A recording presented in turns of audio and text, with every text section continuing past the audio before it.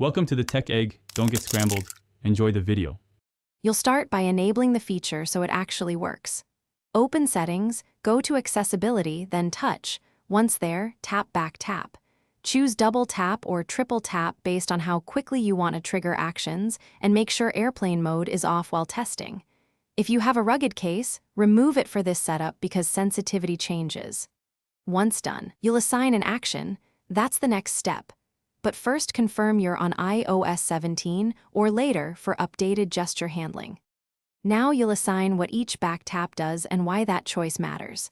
In back tap settings, tap the option you enabled and pick from System Actions or your shortcuts.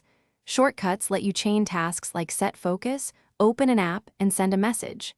Choose simple single functions for reliability or a tested shortcut for complex flows.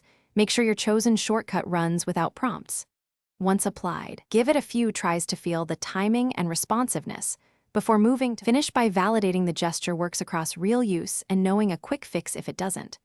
Test by tapping your phone gently while awake, then while the screen is off. Make sure actions trigger only when intended.